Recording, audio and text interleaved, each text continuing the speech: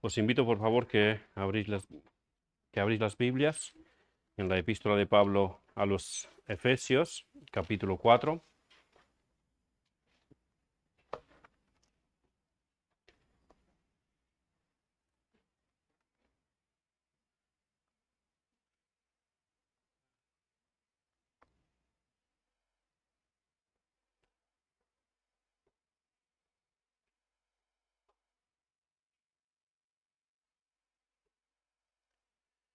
Leeré para vosotros desde el versículo 1 hasta el versículo 16, aunque el estudio estará enfocado en los versículos de 7 hasta el 11. ¿Lo tenemos todos? Efesios 4, de 1 al 16. ¿Sí? Bien. Yo pues, preso en el Señor, os ruego que andéis como es digno de la vocación con que fuisteis llamados, con toda humildad y mansedumbre. Gracias, pastor. Con toda humildad y mansedumbre, soportándoos con paciencia los unos a los otros, solícitos en guardar la unidad del Espíritu en el vínculo de la paz, un cuerpo y un espíritu, como fuisteis también llamados en una misma esperanza de vuestra vocación. Un Señor, una fe, un bautismo, un Dios y Padre de todos, el cual es sobre todos y por todos y en todos. Pero a cada uno de nosotros fue dada la gracia conforme a la medida del don de Cristo. Por lo cual dice, subiendo a lo alto, llevó cautiva la cautividad y dio dones a los hombres. Y eso de que subió, ¿qué es? Sino que también había descendido primero a las partes más bajas de la tierra. El que descendió es el mismo que también subió por encima de todos los cielos para llenarlo todo. Y él mismo constituyó a unos apóstoles, a otros profetas, a otros evangelistas, a otros pastores y maestros, a fin de perfeccionar a los santos para la obra del ministerio, para la edificación del cuerpo de Cristo, hasta que todos lleguemos a la unidad de la fe y del conocimiento del Hijo de Dios, a un varón perfecto, a la medida de la estatura de la plenitud de Cristo, para que ya no seamos niños fluctuantes, llevados por doquiera de todo viento de doctrina, por estratagema de hombres que para engañar emplean con astucia las artimañas del error, sino que siguiendo la verdad en amor, crezcamos en todo en aquel que es la cabeza, esto es Cristo, de quien todo el cuerpo, bien concertado y unido entre sí por todas las coyunturas, que se ayudan mutuamente, según la actividad propia de cada miembro, recibe su crecimiento para ir edificándose en amor.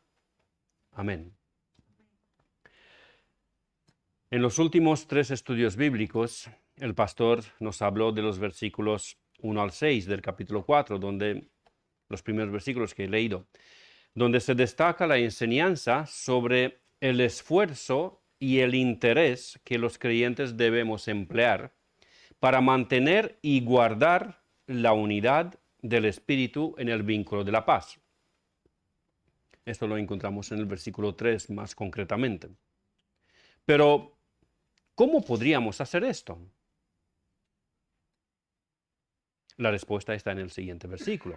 Andando, bueno, en los anteriores también y en el siguiente, andando, es decir, viviendo, como es digno de la vocación con que fuimos llamados.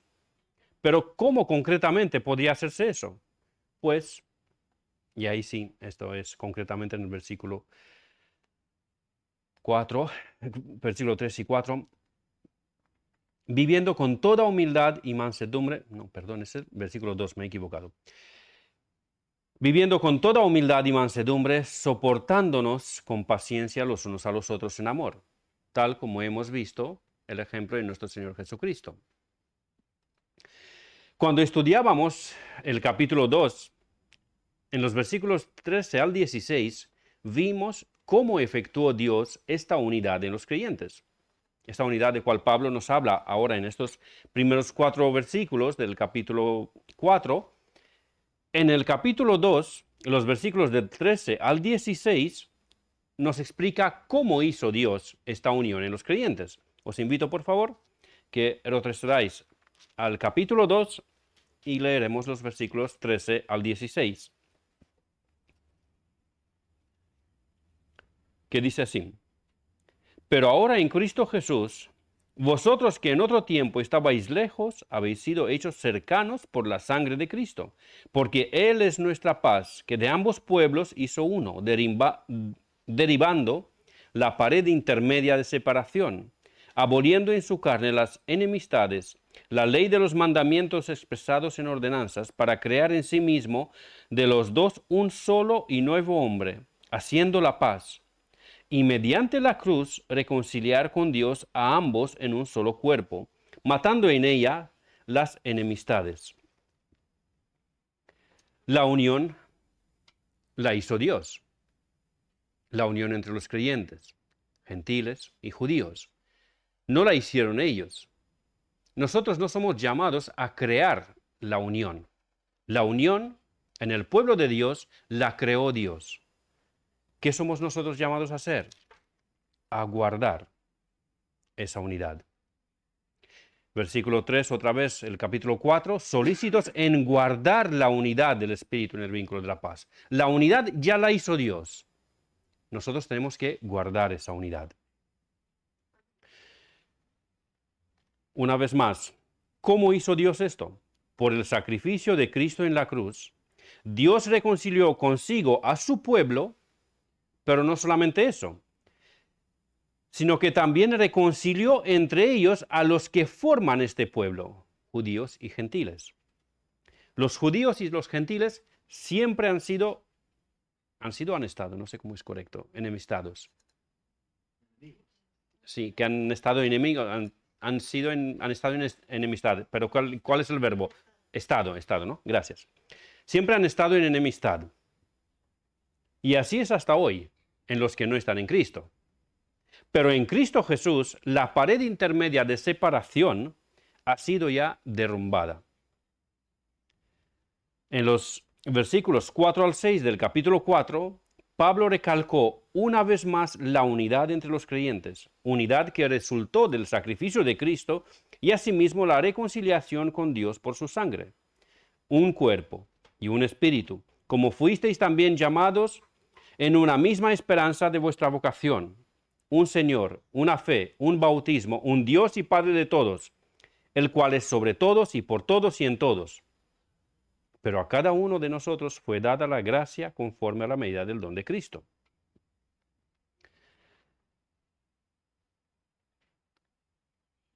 Una unidad perfecta y perpetua. Y esa unidad se manifiesta de varias maneras.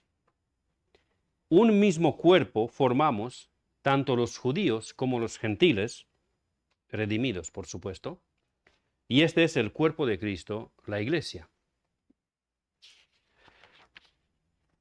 Seguimos. Primero dice, un cuerpo, en el versículo 4, un cuerpo.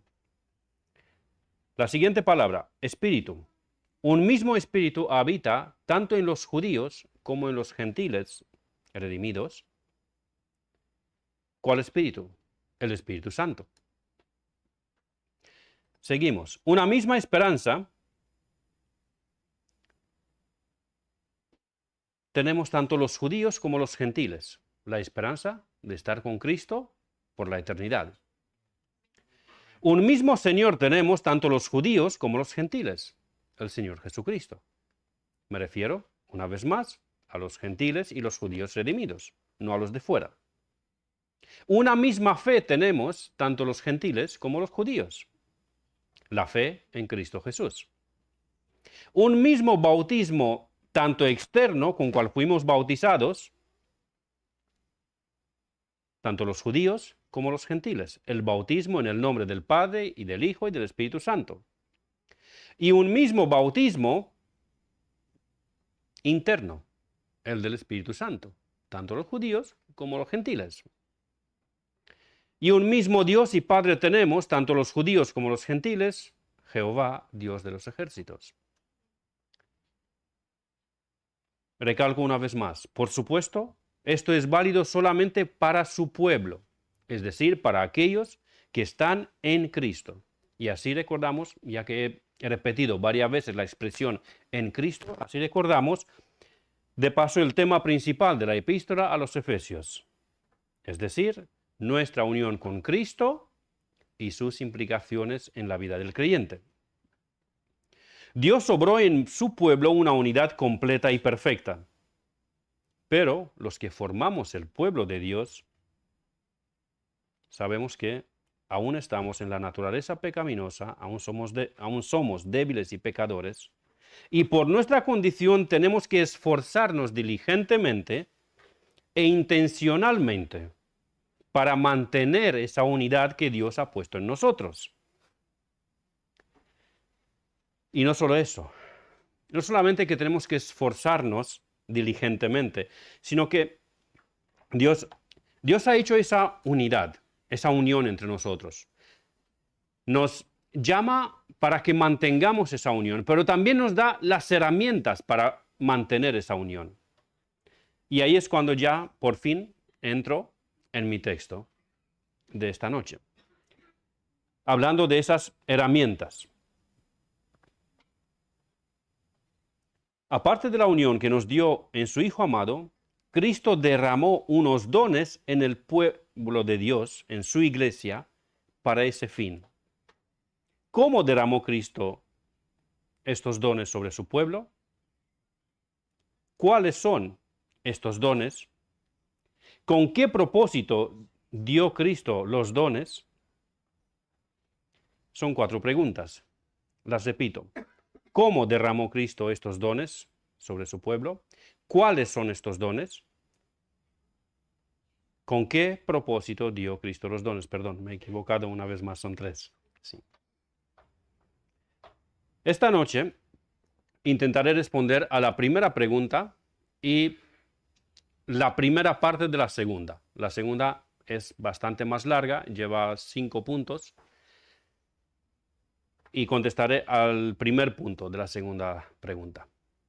Y con la ayuda de Dios, quizá la siguiente semana continuaremos. Sinclair Ferguson, el autor del libro Vamos a estudiar Efesios, libro que seguimos parcialmente como guía en estos estudios, le dedica un capítulo entero al propósito con cual Cristo entregó los dones, que es la tercera pregunta. Así que ya veremos con respecto al propósito, que solamente quiero tocarlo muy poquito por encima para cederlo a quien le toca después de mi predicar, así que no voy a predicar, perdón, enseñar. Así que no voy a entrar sino solamente un poquito por encima. Bien, sin más rodeos, la primera pregunta: ¿cómo derramó Cristo estos dones sobre su pueblo? En el cristianismo evangélico estamos habituados con la expresión los dones del Espíritu Santo o los dones espirituales, pero no tanto con los dones de Cristo en la iglesia, ¿verdad? Cuando pensamos en los dones espirituales, apostolado, profecía, milagros, lenguas, pastores, enseguida viene a nuestra mente la lista que tenemos en Corintios y pensamos los dones del Espíritu Santo. Pero pocas veces pensamos que son los dones de Cristo. Desde un principio quiero aclarar que no tengo nada en contra de la expresión los dones del Espíritu. La considero correcta y bíblica. Pero en nuestro texto, Pablo nos habla de estos dones espirituales como dones de Cristo. Así lo tenemos en el versículo 7. Dice así: pero a cada uno de nosotros fue dada la gracia conforme a la medida del don de Cristo. Y continúa con el versículo 8, por lo cual dice, subiendo a lo alto, llevó cautiva la cautividad y dio dones a los hombres. Hace luego un paréntesis, el versículo 9 y 10, y cuando retoma la idea en el versículo 11, vemos claramente que habla de los dones que conocemos como dones del Espíritu Santo. Hermana Sulamita, por favor, apague el teléfono o siléncialo. Te has olvidado del juego del teléfono. Bien, te perdonamos. El apóstol Pablo usa una imagen muy familiar a los lectores de su época. Para nuestros tiempos quizá no tanto, pero para aquel momento era muy familiar.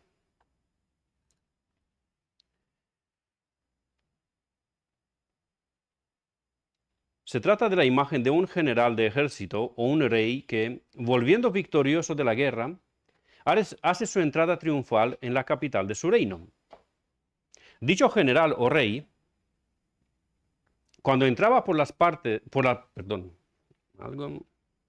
algo me pasa. Cuando entraba por las puertas, no por las partes, por las puertas de la ciudad, era seguido por los esclavos conseguidos a través de su victoria y parte del botín adquirido en la guerra. Algunos conquistadores llevaban el botín y los esclavos delante de él, y él pasaba el último, el conquistador. Otros lo hacían al revés. Él pasaba primero y le seguía la fila de esclavos, los soldados, el botín que había conseguido en la guerra y todo lo demás. La imagen que Pablo da en los versículos 8 y 9, también 10, 8, 9 y 10, tiene que ver con eso, con esa imagen que para los efesios era bastante familiar. La habían visto o la habían oído bastante a menudo. Un conquistador, un guerrero, podía ser un general o un mismo rey, vuelve de una guerra victorioso y trae con él un gran botín, tanto en riquezas como en esclavos, en prisioneros de guerra. ¿Y qué ocurría?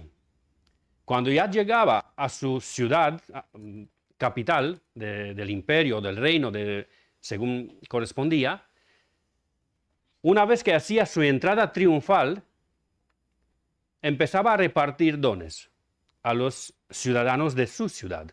Algunos tiraban con generosidad monedas, como un sembrador tira el trigo. Luego, otros solían regalar esclavos de los prisioneros de guerra a sus soldados más destacados en la guerra, en la batalla que habían tenido, o a las personas de su conveniencia, sus amigos, sus conocidos, familiares o lo demás. O podían ser objetos de valor, podían ser ropas caras, podían ser objetos de oro, de plata, o todo parecido a esto. ¿Por qué usa Pablo esa imagen? Cuando habla de Cristo que dio dones a la iglesia. ¿Qué tiene que ver la imagen de un guerrero conquistador que reparte dones del botín a sus conciudadanos con la idea de que Cristo dio dones a la iglesia? Bueno, la Biblia nos presenta a Cristo como el guerrero conquistador que ganó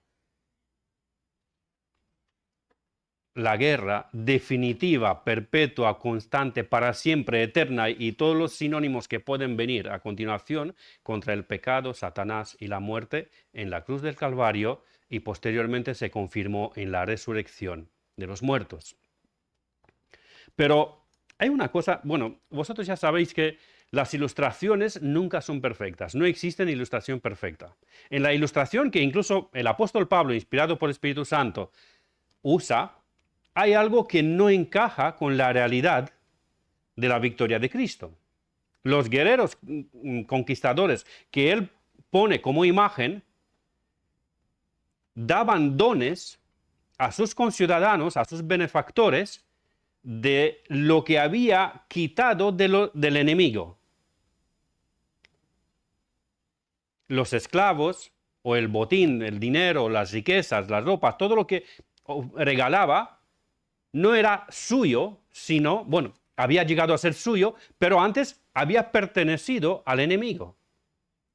En cambio, Cristo, cuando da dones a su iglesia, una vez venciendo el pecado, Satanás y la muerte, no da dones a la iglesia de algo que le ha raptado al pecado o al Satanás. Bueno, principalmente a Satanás. ¿Por qué? Cristo regala algo que es suyo, algo que pertenece a su naturaleza. ¿Qué es lo que regala Cristo? El derramamiento del Espíritu Santo. El Espíritu Santo sobre sus benefactores, sobre su pueblo, sobre su iglesia.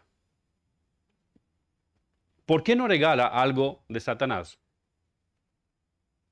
Porque es malo. ¿Qué sale de Satanás? Pecado. No nos va a regalar Cristo pecado. Ya lo llevamos de serie, ¿no? Perdón.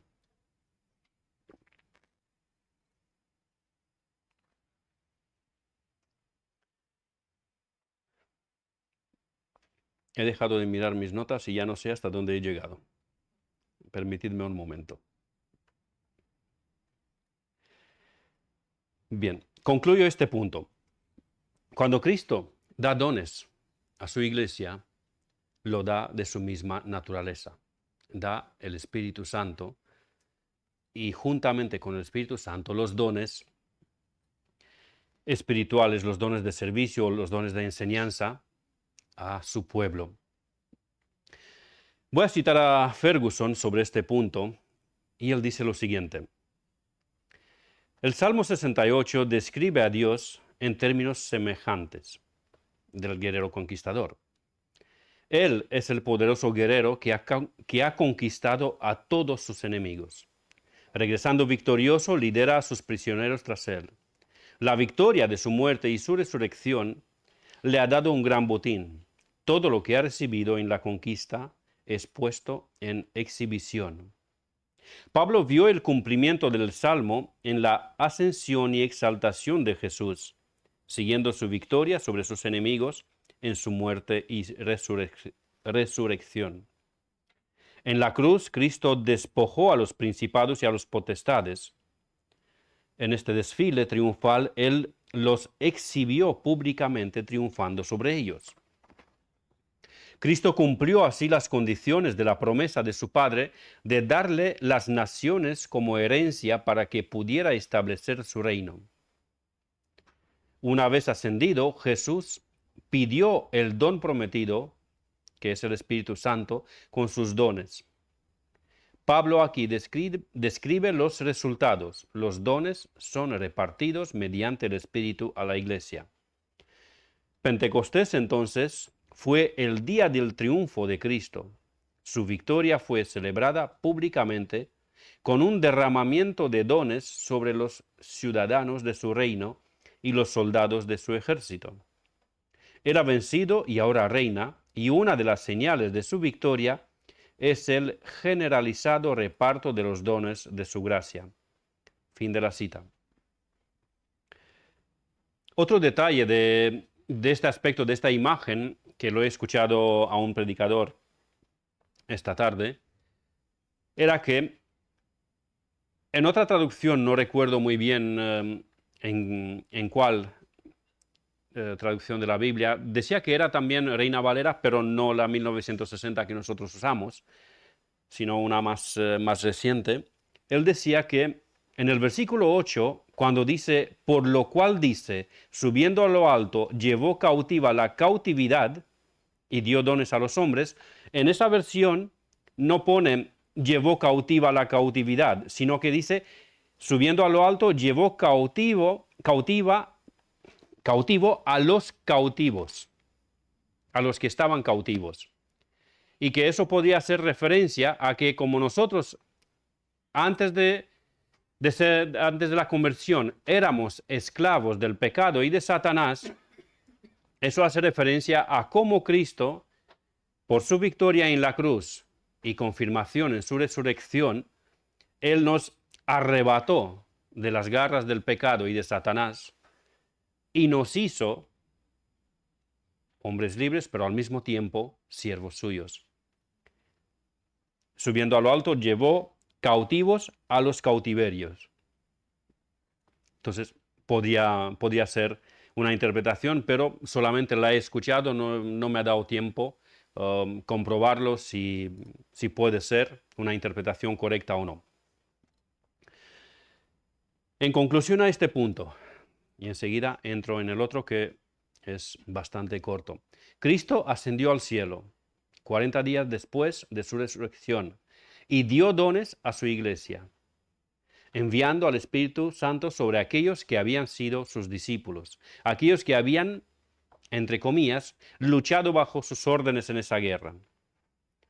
Por esto, de nuestro texto, Pablo dice que los dones son de Cristo, porque Él envió al Espíritu Santo para que descienda y se derrame con sus dones sobre los discípulos en Pentecostés. La segunda pregunta, ¿cuáles son estos dones?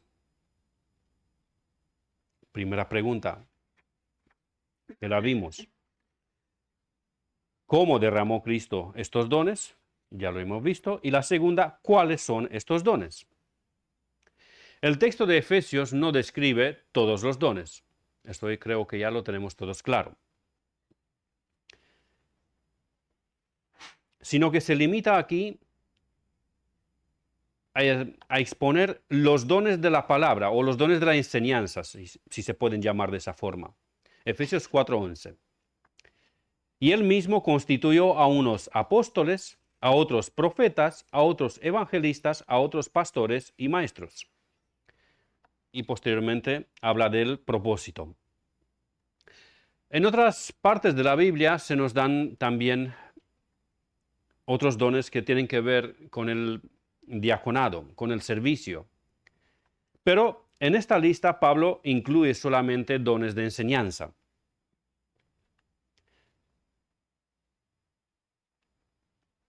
El primer don mencionado, el apostolado, viene del griego apóstolos, que significa enviado. Creo que en nuestro texto se refiere a los apóstoles de Cristo, los que fueron discipulados por Cristo mismo y comisionados por Él directa y personalmente para llevar el Evangelio hasta el fin del mundo. Así es como yo lo entiendo, y también el hermano Ferguson. Es decir, Pablo se refiere aquí a los 12 apóstoles. Evidentemente, Judas quedando fuera de la lista, por cuanto era un diablo. Algunos hermanos consideran que Matías fue quien lo sustituyó en su oficio, tal como lo encontramos en Hechos 1 del 12 al 26. Otros creen que ahí Pedro y los otros 10 se equivocaron y que tenían que esperar y que el 12º iba a ser Pablo. Mi opinión es que Matías está bien escogido. Por lo que he escuchado a muchos hermanos, me parecen lógicas y coherentes las explicaciones. Si creemos de una forma o de otra, no perdemos la salvación. De ninguna manera. Primero, que no se pierde la salvación. Bien. Vamos a ir a Hechos capítulo 1. Leeremos los versículos del 12 al 26.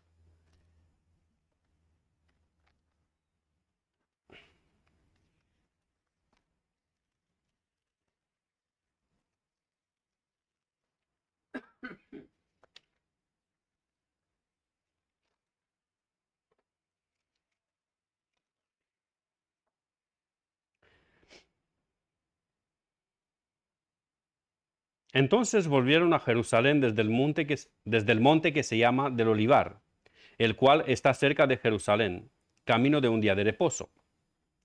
Y entrados, subieron al aposento alto donde moraban Pedro y Jacobo, Juan, Andrés, Felipe, Tomás, Bartolomé, Mateo, Jacobo, hijo de Alfeo, Simón el celote y Judas, hermano de Jacobo. Todos estos perseveraban unánimes en oración y ruego con las mujeres y con María, la madre de Jesús, y con sus hermanos. En aquellos días Pedro se levantó en medio de los hermanos, y los reunidos eran como 120 en número, y dijo: Varones hermanos, era necesario que se cumpliese la escritura en que el Espíritu Santo habló antes por boca de David acerca de Judas, que fue guía de los que prendieron a Jesús, y era contado con nosotros, y tenía parte en este ministerio. Este pues, con el salario de su iniquidad, adquirió un campo, y cayendo de cabeza se reventó por la mitad, y todas sus entrañas se derramaron. Y fue notorio a todos los habitantes de Jerusalén de tal manera que aquel campo se llama en su propia lengua Aceldama, que quiere decir campo de sangre. Porque está escrito en el libro de los Salmos, sea hecha desierta su habitación, y no haya quien more en ella, y tome otro su oficio.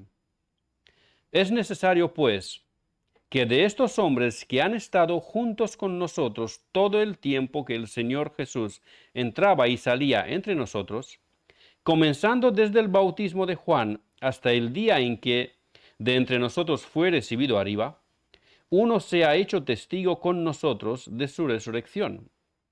Y señalaron a dos, a José, llamado Barsabás, que tenía por sobrenombre Justo, y a Matías, y orando dijeron, Tú, Señor, que conoces los corazones de todos, muestra cuál de estos dos has escogido, para que tome la parte de este ministerio y apostolado de que cayó Judas por transgresión, para irse a su propio lugar. Y les echaron suertes, y la suerte cayó sobre Matías, y fue contado con los 11 apóstoles.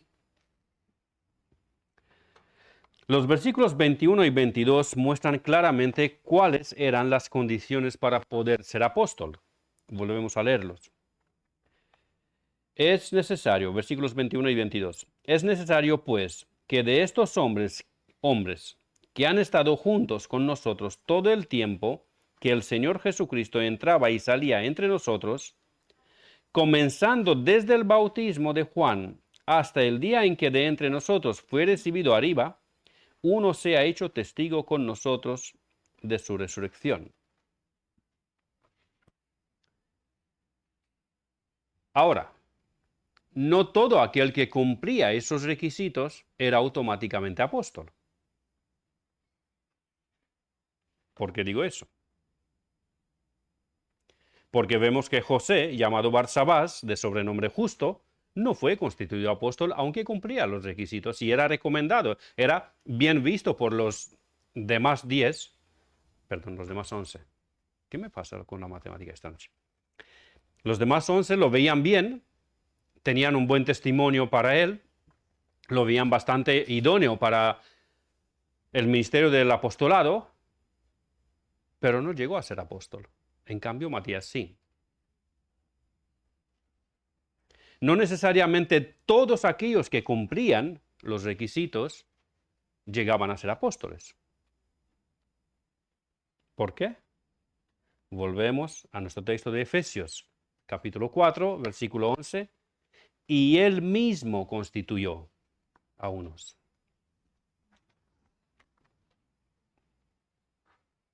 Versículo 11. Capítulo 4 de Efesios. Y él mismo constituyó a unos apóstoles.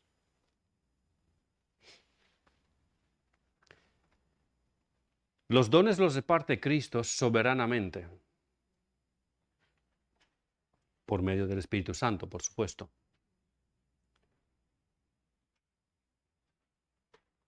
Como ya dije antes, hay algunos hermanos que afirman que Pedro y los demás se equivocaron en escoger a Matías y que el 12º apóstol debía ser Pablo.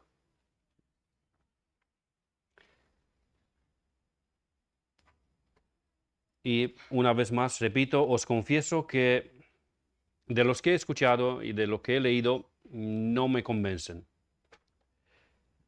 estas opiniones. Todos a quien yo he escuchado y me han parecido coherentes y con buena base, afirman que Matías fue el que sustituyó a Judas y Pablo fue un añadido, un apóstol a los gentiles, o como él mismo se identifica, como un abortivo. un posterior. Pablo, el autor humano de la epístola que estudiamos, ¿por qué fue Pablo considerado entre los apóstoles? Pablo no cumplía con esos requisitos. Pablo no estuvo entre los que siguieron a Cristo desde el bautismo y estuvieron con él hasta su ascensión. No vio posiblemente a Cristo crucificado y no vio a Cristo resucitado antes de su ascensión. ¿Por qué entonces Pablo es considerado apóstol? Él se presenta en todas sus cartas, en todas sus epístolas, como Pablo, apóstol de Jesucristo. Y si él no cumple con los requisitos que los demás apóstoles han dicho que tiene que cumplir, ¿por qué Pablo es nombrado apóstol? Bueno, a Cristo resucitado Pablo lo vio en el camino a Damasco. Entonces, una de las condiciones la cumple. Y otros hermanos, ¿qué opinión comparto con ellos?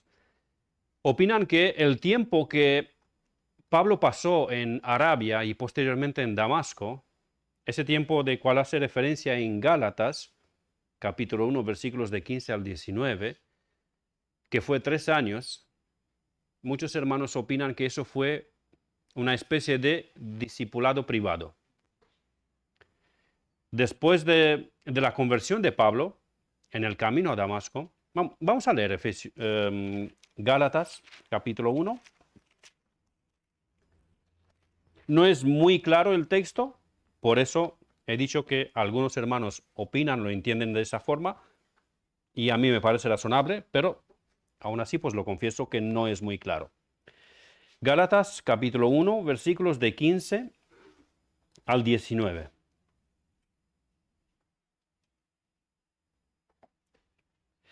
Pero cuando agradó a Dios, que me apartó desde el vientre de mi madre y me llamó por su gracia, revelar a su Hijo en mí, para que yo le predicase entre los gentiles, no consulté enseguida con carne y sangre, ni subí a Jerusalén a los que eran apóstoles antes que yo, sino que fui a Arabia y volví de nuevo a Damasco. Después, pasados 3 años, subí a Jerusalén para ver a Pedro, y permanecí con él 15 días. Pero no vi a ningún otro de los apóstoles, sino a Jacobo, el hermano del Señor. Muchos hermanos entienden que estos 3 años que Pablo estuvo de retiro espiritual, por decirlo de una forma, fue una especie de discipulado privado directamente con Cristo. Y ahí es cuando, en otro lugar, él dice que él no aprendió su evangelio, su mensaje no lo aprendió de ningún otro creyente, sino que lo aprendió de Cristo mismo. Entonces, juntando esos dos textos, muchos hermanos, y yo también lo considero así, lo sospecho así, mejor dicho, tuvo ese tiempo de aprender de Cristo directamente. Y por eso sí, Pablo cumple con los dos requisitos. Vio a Cristo resucitado en camino a Damasco y lo más probablemente esos 3 años fue enseñado directamente por Cristo. Pero justamente el texto que he leído, parece, eso de Gálatas, parece que nos mete en otro lío.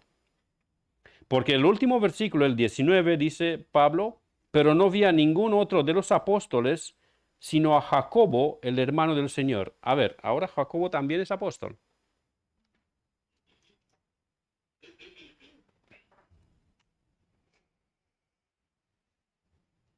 No necesariamente, o puede ser que sí.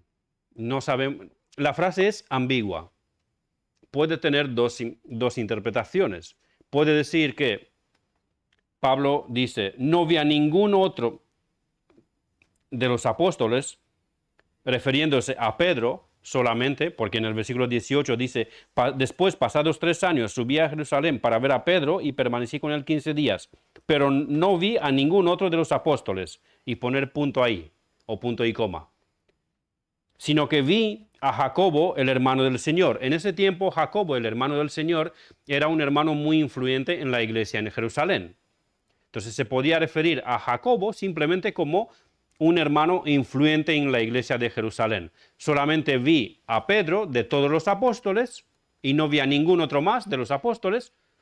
Pero bueno, aparte de Pedro, también aparte de Pedro el apóstol, vi también a Jacobo. Pero hay también una posibilidad en cual se identifique que Jacobo fue nombrado por Pablo en este versículo como apóstol. No es muy claro, pero cabe una leve posibilidad. Y si como eso fuera poco, nos vamos a Hechos 14:14.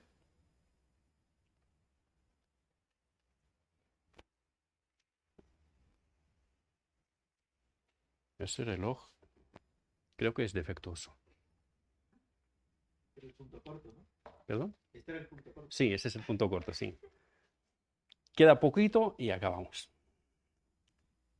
Hechos 14:14. Cuando lo oyeron los apóstoles Bernabé y Pablo, rasgaron sus ropas y se lanzaron entre la multitud dando voces. Bueno, ahora también Bernabé es apóstol. Y de Bernabé no cabe duda, porque dice los apóstoles, plural, y nombra dos. No puede, si fueran tres nombrados, a lo mejor uno de los tres no era, pero dos sí. Bien, la explicación es muy sencilla. Volvemos al inicio. ¿Qué significa apóstol? ¿De dónde viene? La raíz. En griego es apóstolos, que significa enviado. Es un título. Puede ser apóstoles de Jesucristo, pueden ser apóstoles de una iglesia, enviados de Jesucristo, enviados de una iglesia. Pablo y Bernabé eran enviados por la iglesia de Antioquía. No eran, en este caso, apóstoles como los 12 apóstoles de Jesucristo, pero sí eran enviados, eran apóstoles de la iglesia de Antioquía. Os doy un ejemplo mucho más sencillo. Presidente. Yo soy presidente. De la nación de ninguna manera. De la comunidad de vecinos me libre Dios. Pero soy presidente de mi familia. ¿Soy presidente o no? Por lo menos di tu amén, por favor.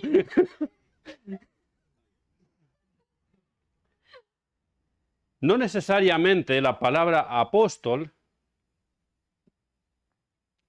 se refiere estrictamente y solamente a los 12 apóstoles. El Señor Jesucristo también es nombrado apóstol. Si no mal recuerdo, creo que en el libro de Hebreos. Hasta el siguiente jueves lo leéis y me lo confirmáis. Y hay también apóstoles de Satanás. Estos son los apóstoles modernos de hoy. Guillermo Maldonado, me faltaba eso, no podría no llegar ahí. Mucho de esta rama. Los apóstoles modernos, ellos también son apóstoles. Yo no niego que son apóstoles. Lo único que no son ni apóstoles de Cristo, ni apóstoles de una iglesia sana. Son apóstoles de Satanás. ¿Por qué me atrevo tanto en decir que son apóstoles de Satanás? Porque traen un evangelio falso que llevan la gente a la perdición. No solamente que se pierden ellos, sino que llevan también a otros a perdición. Y por eso no me arrepiento de decirlo. Y no lo digo solamente para que os divertáis o sonreís un poco. Son apóstoles, son enviados de Satanás. Traen un falso evangelio, de cual Pablo dijo que si alguien trae un falso evangelio, sea anatema, es decir, maldito de Dios. O más literalmente si queréis, es decir, si alguien trae un otro evangelio, váyase al infierno. Así de tajante, así de duro es el mensaje bíblico.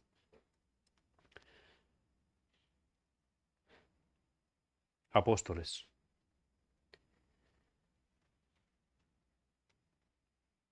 Hay un grupo de 12 apóstoles que son los apóstoles de Jesucristo.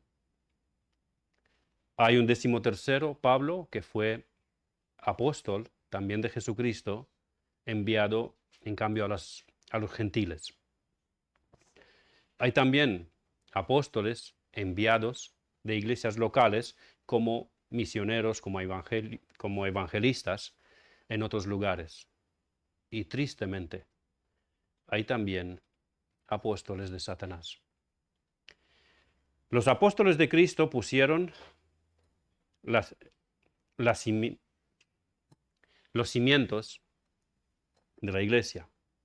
Sobre esos cimientos, del cual la piedra angular es Cristo Jesús mismo, es edificada la iglesia. Esos apóstoles y sus allegados escribieron los libros del Nuevo Testamento, que son la base de nuestra fe, de nuestra enseñanza. A estos apóstoles tenemos que creer, la palabra de ellos tenemos que atesorar y a ellos les tenemos que obedecer porque son apóstoles de Cristo. Y a esto os animo. Amén. Hermano Salva.